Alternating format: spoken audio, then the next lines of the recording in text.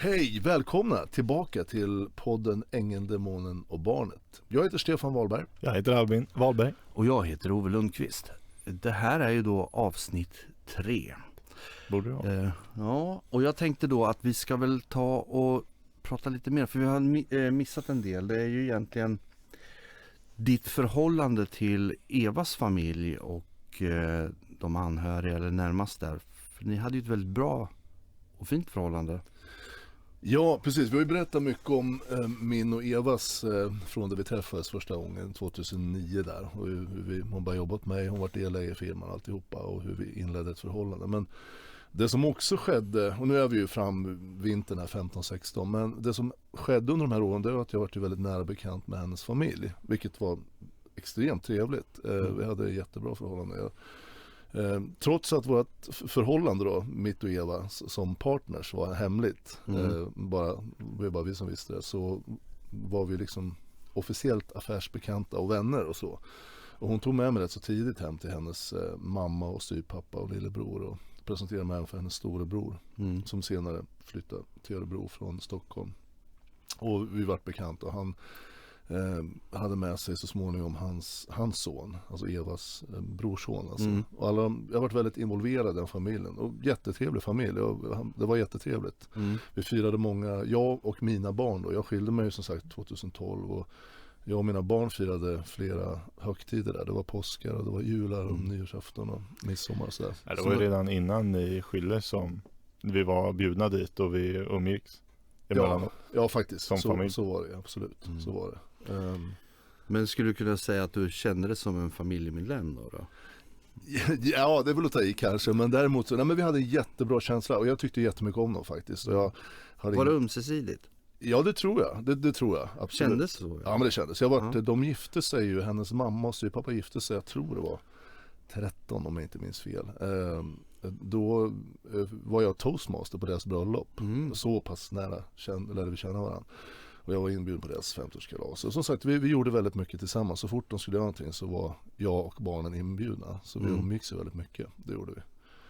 Och ja, precis. Det var väldigt trevligt.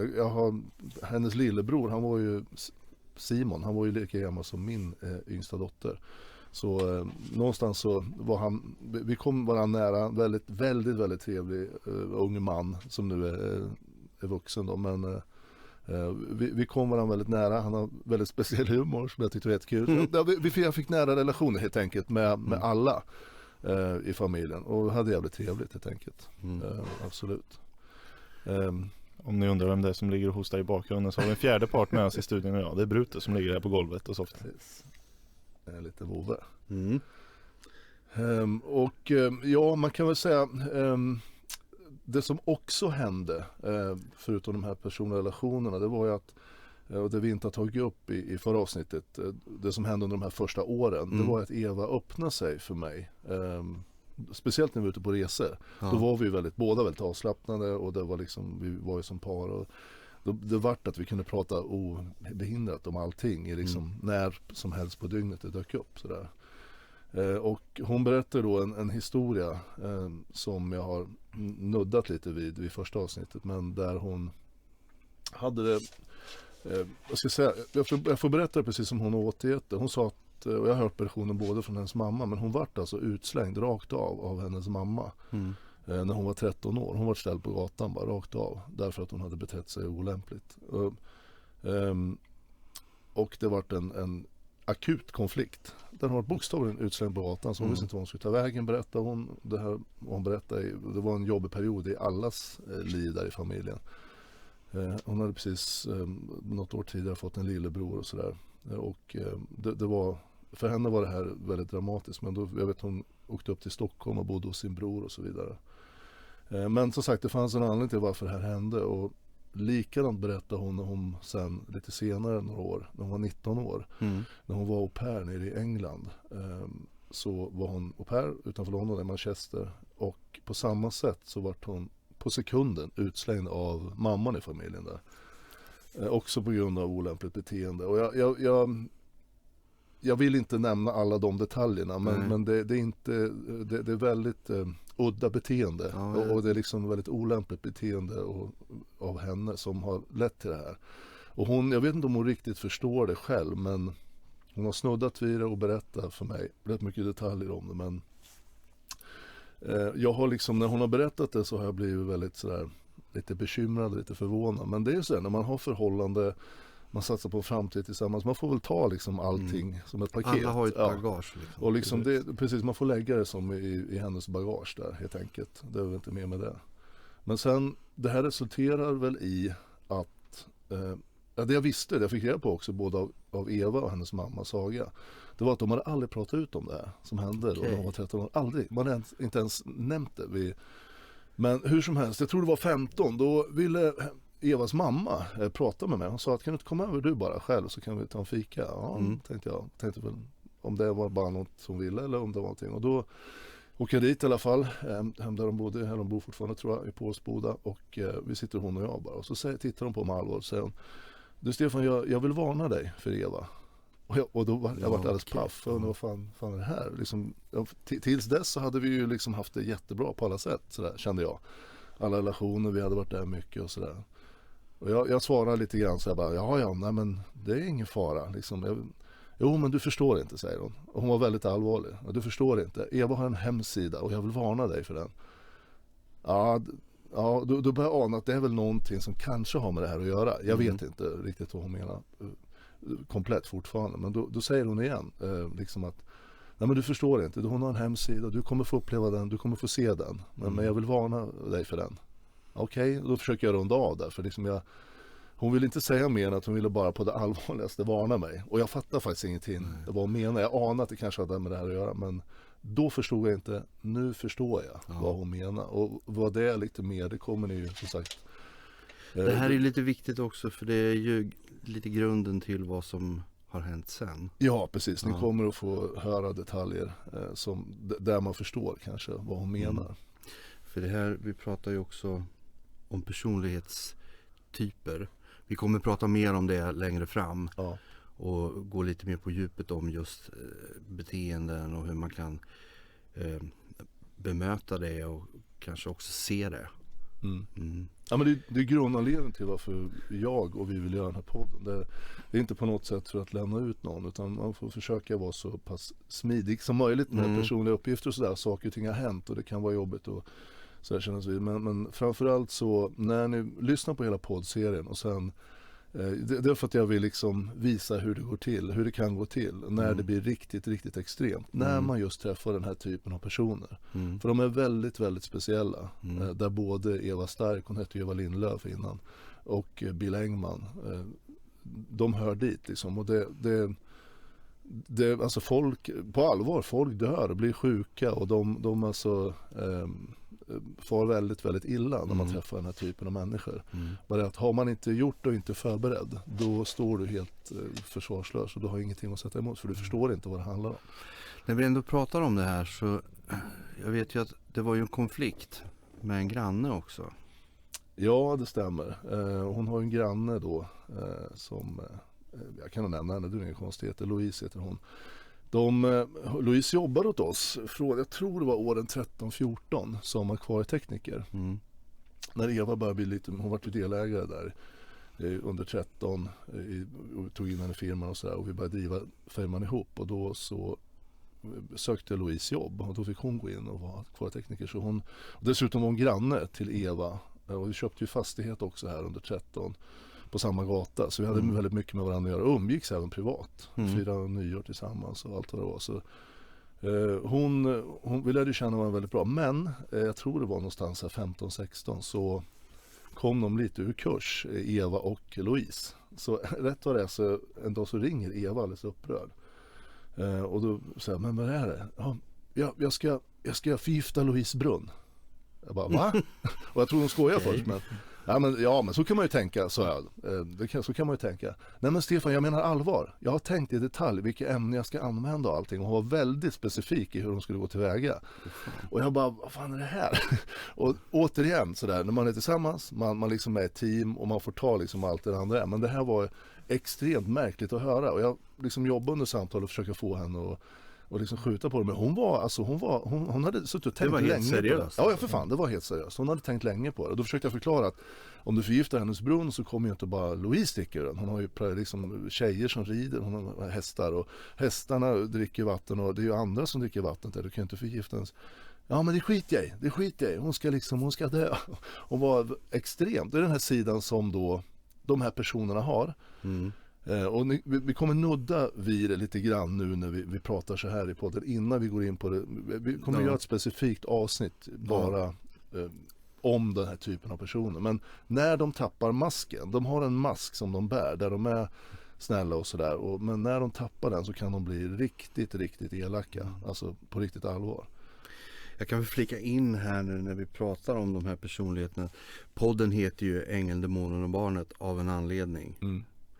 Och det är ju vad man brukar beskriva en kort sammanfattning av den här personlighetstypen. Ja, man säger ju det att de här personerna, de har ju minst 3 olika liksom masker eller 3 olika personligheter. Det är ängeln då som du först träffar, oftast i början. Då är de troligtvis bland det mest underbara och snällaste och trevligaste människor. Och du har träffat. Helt Så är det verkligen. verkligen. Och man blir kanske både charmad och man tror ju det här är ju nästan för bra för att vara sant. Och det är väl en liten klocka man kan tänka på. Känns det för bra för att vara sant? Det kan ju vara sant också. Men det kan också vara en mask. Det kommer mera. Ja, men man kallar det för ängeln, demon och barn. För då kommer ängeln, det är den du får träffa först. Och sen, förr eller senare så kommer verkligheten i fatt. För det den här personlighetstypen gör, det är att de idealiserar den och träffar alltid. De tror att de har träffat det mest fantastiska i dig. Och då är ju de alldeles som de är euforiska och det är dopaminer och det är på så att det bara dånar om det. Och då är det bästa som har hänt. Och det är alldeles så fantastiskt så det finns ingen hejd på det.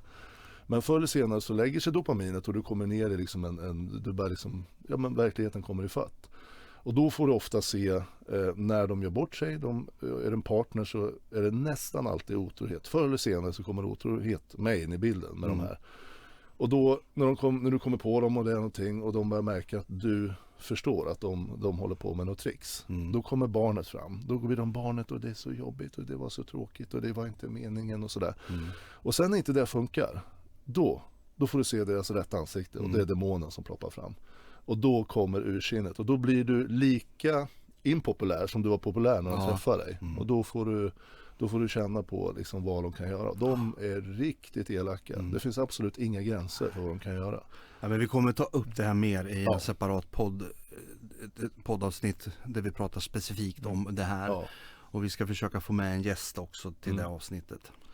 Men det här är ju grunden av egentligen varför vi vill göra den här poddserien kan man säga. För den här typen av personligheter, de finns runt omkring oss. De är väldigt vanliga i affärsvärlden också, i höga positioner oftast. Ja, faktiskt. De är väldigt överrepresenterade. Jaha, jag tänkte på, vi var inne på familjen här förut och jag tänker på en del av den familjen, det är ju Daniel då, Evas då sambo. Han har ju blivit en bricka i den här historien också. Ja, precis. Det måste man ju säga. Man blir ju som en liksom genomgående tråd genom alltihopa det här.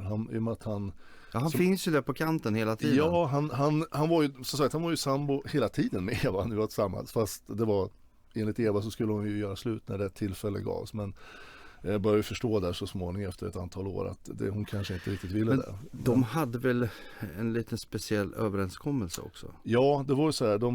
Jag tror hon träffades när Eva var 15-16 redan. Och när hon var 19 då så gjorde de slut ett tag. För även där hade hon träffat någon annan ett tag. Och det var slut hur som helst. Och det var där hon började som au pair nere i England, så var hon utkastad där. Och efter det så fick hon jobb i Sverige, men väldigt snabbt kom hon in i någon slags depression som man kan göra vad som helst. Ja. Och där var Daniel liksom den räddande ängeln och kom in och de var tillsammans igen och där lovade de varandra att liksom alltid hålla ihop resten av livet liksom.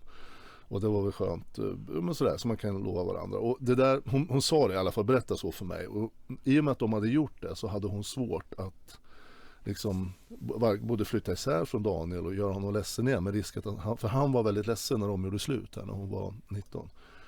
Så det som hon meddelade mig, det var att hon liksom, det var inte rätt läge och hon ville inte göra honom ledsen igen och sådär. Men de levde bara som vänner, sa hon till mig, från första början när vi träffades 2009. De hade inget liksom intimt förhållande utan de var bara vänner, sa hon till mig.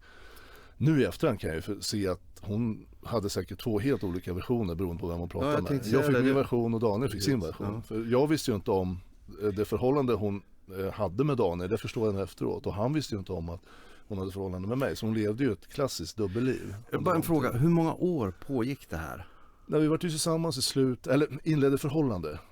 Vi var ju inte officiellt tillsammans. Nej, men hur länge hade ni? Vi inledde ett förhållande i slutet av 2009, november, december någonting. Och sen så pågick det fram till, det började ju knaka där vid 16 när hon var otrogen första gången. Sen var jag otrogen flera gånger. Men sen rann det väl ut i sanden. Slut av 16, 17 kan man säga. Definitivt våren där, 17 tog det slut. Så det är ju rätt många år. Det är lång tid att hålla, jag tänker då för hennes del, att hålla 2 historier isär. Det är ju mycket lugner som måste passeras genom den munnen åt flera håll. Ja, men det var ju ett dubbelspel hela tiden. Ja. Måste det ha varit. Och hålla ordning på allting man har sagt. Alltså jag brukar säga så här, håll det till sanning så vet du vad du har sagt. Och i ett sånt här tillfälle eller under en sån här situation så måste det vara omöjligt att hålla isär vad man har sagt och vad man har gjort och alltihopa det här. Men det är i och för sig återigen det här med manipulation och ljuga är ju väldigt vanligt för den här personlighetstypen. Absolut, och det som slog mig rätt så tidigt faktiskt det var att hon liksom kunde så iskallt, om man uttrycker sig så, ljuga för Daniel. För vi var ju väldigt kära, och jag vill tro att det var så, att vi hade ett väldigt bra förhållande under några år. Sen hände någonting och otroheten kom in och sådär, och det liksom men vi hade ett bra förhållande, och det slog mig hur bra hon liksom manipulerade Daniel så att vi skulle kunna träffas så mycket som möjligt. Hon skulle över, hon skulle ha hjälp, och vi skulle iväg på saker som hon hittade på bara för att vi skulle umgås och sådär. Utan problem. Och då, tanken slår ju så här, vad fan kan man ljuga så bra för Daniel? Jag ser ju inte heller om hon ljuger för mig. Och det gjorde hon inte heller, för hon hade ju en version till Daniel såklart. Och hon sa ju saker ibland efter, men jag märkte inte det direkt, som där jag förstod att hon hade även förhållanden med Daniel. Så, och någonstans så börjar ju, och liksom, du vet hur det är, gränserna skjuts hela tiden lite grann. Först tänker man att hon inte alls har något intimt förhållande med honom, och ett förhållande på det sättet. Men sen märker man att, vänta här nu, vad fan var det där för någonting? Och han säger då saker, för jag umgicks även med Daniel, så han sa ju då saker om dem till mig. Ja, men precis, och när det sker gradvis så, det är ju som det gamla exemplet med att koka en groda liksom. När det sker gradvis lite mer, man accepterar av någon anledning, och till slut så är det så mycket så det. Men det är en klassiker. Jag tänker jag ska hoppa fram lite grann i tid här nu, för jag vet att Eva och Daniel åkte iväg på en resa. Men det var väl lite längre fram. Det måste ju ha varit 16 eller har jag fel? Nej, det var slut av 15 var det. Okay. Det var flera resor där. Jag och Eva var i Hongkong vid oktober tror jag. Och det är inte sagt heller, det är väl som det är. Det jag säger inte för att jag vill liksom, det är inget jag är stolt över på något sätt, men vi hade ju intimt förhållande, vi hade ju ett förhållande på alla sätt, förutom att det inte var offentligt. Men hon var ju gravid faktiskt under de här åren vid 5 tillfällen. Oj. Och det är ju jätteslarvigt, och det måste man ju säga att det är ju fan inget att vara stolt över att göra 5 aborter. Men den sista gången hon var gravid, vi var i Hongkong oktober. Då var hon gravid, och sen skulle hon och Daniel ner till USA. För vi hade ju varit mycket i USA, jag och Eva. Och då ville hon liksom vara snäll mot honom, för han var så nyfiken på att hänga med. Och då sa han, ja men då får han åka ner en gång liksom, och känna på hur det är i USA. Och sådär. Och då hade hon ju problem med det. Hon var ju gravid, och för mig vrider det sig i magen när jag säger det här som händer nu. Men det här följande händer. Vi har ju väldigt mycket kontakt då per, jag tror Messenger, hon och jag, Eva och jag, när hon är i USA med Daniel. Och mår ju dåligt överallt som är. Hon är gravid, och det är Daniel där, och det är mycket som liksom, livet kommer i fatten ibland, och liksom samvetet ramar över en. Men vi pratar tid, jag försöker hjälpa henne med tider för abort, och så att, för då skulle vi hon skulle ju på resa efter det, rätt så tajt. Det var ju då hon åkte på den här Karibienresan i slutet av december, januari. Så hon ville ju liksom få det avklarat innan hon åkte ner på den resan, så hon inte var gravid där nere. Men då plötsligt så skickar hon att hon mår dåligt och hon går runt, och förresten så hade jag sex med honom häromdagen, för att det är som det är. Så han skulle då tro att han var pappa till den här, eller orsaken till graviditeten, jag ska uttrycka mig. Det är ju ett litet embryo, och stor respekt för det, och det är inget jag är stolt över på något sätt. Jag vill verkligen betona det, men Det var så det var i alla fall. Och jag kände, du hade ju inte så mycket med den lugnen att göra egentligen, att hon valde att göra som hon gjorde. Nej, hon bara meddelade mig och där verkligen kände jag nu jag kände nästan, klarar man det här liksom? Alltså, man måste ta på sig saker man gör, man måste stå för och sådär. Och jag var ju trots allt delaktig i det här, men den varianten var inte det. Och hur som helst så var det så i alla fall. Hon valde då att ha sex med honom en gång, sa hon till mig i alla fall. För att då han skulle tro att det var han. För då kunde hon förklara hon som att det var liksom lättare när posten kom hem från sjukhus och om där borta och sådär, så behövde hon inte tänka på det. För de tidigare graviditeterna hade hon haft hemligt. Eller om det var hon hade faktiskt gjort det här en gång tidigare. Hon sa till honom att han var orsak till en av de tidigare också. Precis på samma sätt så vart det alltså jättemärklig situation och bökigt. Alltså, jag försöker ge om ni förstår helhetsbilden här. Vi har ett förhållande, vi lever då inofficiellt som ett par som planerar framtid. Vi köpte ju en fastighet för vi skulle bo där tillsammans och jag skiljer mig och hon är kvar i förhållandet och det här liksom den här grodan vi pratar om. Jag brukar säga att tänk dig en trapp på 20 steg. Du kan inte hoppa upp på 20 steget. Det gör du bara inte. Nej. Vissa saker gör man inte. Men tar du ett steg i taget. Tänker du tanken först, någon intresserar dig lite för någon liten grej och du kommer, men det där kan jag göra lite grann. Alltså du tar ett steg i taget och du smyger dig liksom, du tänjer på gränsen. Rätt vad det är så står man på steg 19. Och då är det inte så jävla svårt att ta det 20 steget. Nej. Och det är så som händer här liksom. Det gradvis så flyttas gränserna. Jag kan inte förklara på annat sätt. Och här var det väldigt tydligt så. Men saker och ting, liksom, hon var ju mer och mer avslappnad kanske man kan säga på något sätt. Och mer och mer lite vårdslös på olika sätt. Och jag kommer att säga mer sen också. Men ni kommer förstå bättre om ni lyssnar vidare. Men det här är ett sånt exempel där jag skulle aldrig någonsin försöka inbilla min partner som jag då är gravid, men alltså det för mig, det fanns inte i min värld i alla fall. Men så här, för en sunt resonerande människa så, alltså så här, det ska ju väldigt mycket till av samvetet för att klara av att upprätthålla en sån här liksom lögn, ett sånt här dubbelliv. Det är ju... Ja, det var ju som jag sa tidigare, under så många år, för det är ju väldigt många år också att hålla en sån här grej i. Så ja, du sitter ju bara där och väntar på en pall att det ska liksom lösa sig. För bollen ligger ju hos henne att du har ett löfte att det ska bli ni två en vacker dag. Precis. Liksom. Jo, men det ska så bara, är det ju. Och det här är ju inget ovanligt. Alltså, man har ju hört om den andra kvinnan. Det är ju samma, du är den andra mannen. Det är ju precis samma sak. Det är ju kvinnor som sitter i samma båt och väntar på att mannen ska släppa sin fru. Och det är ju exakt samma förhållande. Så det är ju förmodligen samma personlighetstyper också som vi pratar om. Ja, det är det nog till största sannolikhet, absolut. Och det är ju som sagt, gränserna töjs hela tiden och här hade det ju gått rätt så långt. Och sen alltihopa det här med så höll vi ju på och köpte fastighet, eller hade ju köpt fastigheten uppe i Kopparberg för att starta det här flyktingboendet. Vi pratar slut av 15 nu. Så när först var jag och Eva då en kort resa till Hongkong för vi skulle ordna lite affärer där. Och sen så åkte ju Daniel och Eva till USA i 14 dagar. Och där jobbar ju jag och Evas bror fick jag hjälp av, Daniel. Han heter också Daniel. Med Kopparberg för att renovera. Vi insåg att vi kommer få renovera om det som Hälsingland. Alltså jättemycket. Så vi körde järnet. Kommer hon hemma en månad drygt. Och sen åker hon iväg igen med hennes mamma och styvpappa, lillebror och morfar till Karibien. Och det var ju där hon så småningom var otrogen. Och där jobbar ju vi alla tre. Jag, hennes då sambo och storebror Daniel. Som verkligen idioter. Det är ju en rätt bizarr situation att du står och jobbar med Daniel Elkvist. Ja, absolut. Alltså det blir ju så här jättekonstigt när man tänker sig efterhand. Men jag tänkte, du satt ju och pendla från Örebro till Kopparberg, från Kopparberg till Örebro dagligen. Hur länge då? Ja, det var ju alltså närmare ett halvår. Det var alltså, för det började i oktober-november där och sen fram till i alla fall april, mars-april någon gång, 16 här. För de som inte vet hur sträcker man Örebro och Kopparberg, hur lång tid tar det att sitta och åka bil en enkel resa? Jag bor ju 3 mil utanför Örebro åt fel håll. Och Kopparberg ligger 8 mil norr om Örebro. Så jag satt enkel resa är 13 mil. Eller vad blir det? 11 mil.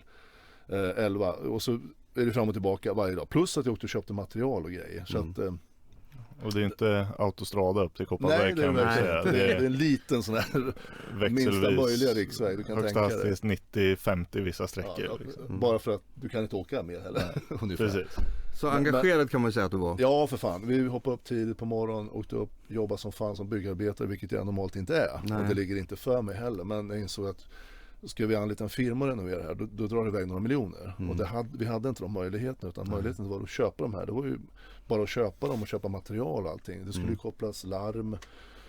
Och det var stegar upp, det här kanske jag nämnt tidigare och alltihopa det här. Det var liksom så pass mycket avancerat och sen skulle vi renovera i princip varenda rum med nya ytskikt, liksom både golv och tapeter och målarfärger och allting. Så det var liksom 600 kvadrat totalt, 300 styck då.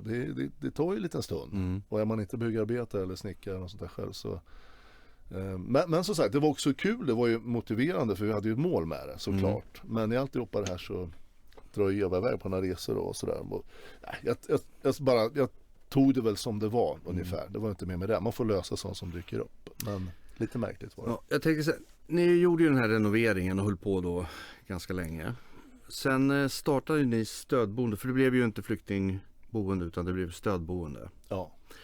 Och då kom ju nu kommer ju Bill Engman in i bilden. Ja. Ja. Man kan säga så här kort, den våren som var då 16, från när hon kom hem hade då trogen fram till, och vi renoverade ju här under våren 16. Och då var vi inställda på att starta flyktingboende, migrationsboende. Och vi hade ju kontakt med Migrationsverket, de skulle ju ut och besikta, men de hade ju massor att göra för det var ju väldigt mycket flyktingar som kom till Sverige då och sådär. Och det var fördröjt och det var svårt att få tag på dem. Men till slut, efter mycket om men så fick vi ju godkänt. Och vi vart ett godkänt boende. Och vi pratar nu kanske maj, juni någonting, när vi fick det sista godkännandet. Allt var som, men då hade ju Migrationsverket slutat placera ut på privatägda hem. Så det var ju som en sån här antiklimax lite grann, verkligen. Din prognos visade sig ju vara väldigt korrekt där, att antingen går Sverige under eller så kommer någonting drastiskt att ändras. Ja, någonstans i ryggraden så kände jag det väldigt tydligt och det sa jag till dem, det här kommer inte vara för evigt. Och mycket riktigt fick vi ju, jag ska inte säga att det var det jag sa, det är inte så jag menar, men jag kände att det kunde bli så här och mycket väl så vart det ju så. Och då kom ju plan B in. Det var ju att vi skulle göra något annat av boendet. Och då fick vi tips om en gemensam vän att det fanns en kille eller man som heter Bill Engman som förmedlade klienter och drev behandlingshem och stödboenden. Och där ringde vi honom, jag tror det var i början av juni. Och vi träffade honom rätt så snabbt där. Kan du inte berätta lite om första mötet med Bill? Ja, första mötet var både väldigt trevligt och mycket märkligt. Jag såg väl, vi träffade honom i alla fall och åker till honom i Fjugesta där han sitter för det mesta, han har kontor där och utgår från Fjugesta. Och vi ringer honom och säger, ja men fan, ni kan komma hit direkt, och det är ju bara några mil från Örebro. Så att vi åkte dit, träffade honom direkt, kommer in, jag pratar väl hela tiden ungefär som jag brukar göra och skötte liksom förhandlingar och affär. Men det vi märkte när vi sitter där och pratar, han var jättecharmerande, trevlig. Sen plötsligt stannar han bara upp och tokstirrar på det i 5 sekunder. Och sen bara pjup, och så börjar han prata igen, precis som vanligt. Och så går det kanske några minuter och så bara pjup, och stannar han upp och tokstirrar på mig eller Eva i några, så här, typ 4-5 sekunder. Fan vad märkligt. Jättemärkligt. Eva sa efteråt, fan vad olustig han var. Jag påminner henne om det där också efteråt. Men jag tänkte att det är väl bara en liten egenhet han har, men om man läser om den här typen av personer så har de ju bland annat den här typen av liksom beteende. Att de kan man kallar det en viss stirrig blick de har som de kan bara fastna liksom. Men det är för tidigt, ett möte, det är för tidigt att säga, det är klart man lär ju inte känna en person på ett möte, men nu i efterhand kan jag se att det var ju väldigt märkligt att man ter sig inte så. Det är ju väldigt konstigt. Alltså stirra på någon i 1-2 sekunder kan ju vara jobbigt, men göra det i 4-5 sekunder blir väldigt märkligt. Men vi tog ett möte och sen bestämde vi att vi skulle jobba tillsammans. Helt enkelt. Så han började då skicka över klienter till er? Ja, efter det. Ja. Jag tänker så här att nu har vi ju fått in Bill i podden och jag tror vi avrundar här, för sen kommer ju det här med stödboende komma igång. Det är ganska mycket som händer. Det är ju där tar det ju skruv på riktigt. Ja, men det gör det. Sen gick det fort när vi började. Och vi var ju hungriga också. Vi ville ju också sätta igång såklart eftersom vi hade jobbat så mycket med fastigheterna. De stod färdiga. Och det var ju, vi hade ju mycket, i princip det mesta vi hade. Vi hade bokstavligt talat investerat miljontals kronor i det här projektet. Så Ja, det var ju precis. klart att det fanns intresse att komma igång. Men det kommer bli intressant här, för när vi pratar om stödboendet sen i nästa avsnitt, då blir det ju då en hel del personer som har karaktär, kan man väl säga. Ja, det kan man säga. Och ni kommer också få höra en del, nu kommer vi bara spela upp lite inspelningar för er, så ni får höra en del samtal som är kring Bill Engmans färg kan man säga, och även mellan mig och Eva. Och vi har ju även textkommunikation som kommer läggas ut på sociala medier, där vi har plattform för att lägga ut det på. Precis. Så vi kommer meddela adressen. Och där får man se hur det utvecklas från en mjuk start till, ja, det får se. The Rocky Road. Ja, men vi tackar för idag, och så återkommer vi med nästa avsnitt då vi går in på de spännande karaktärerna. Så är det. Spännande. Så gör vi. Ha det bra. Ha det bra. Ciao. Tack, hej. Du har lyssnat på podden Ängeln, demonen och barnet. Ansvarig utgivare Stefan Wahlberg.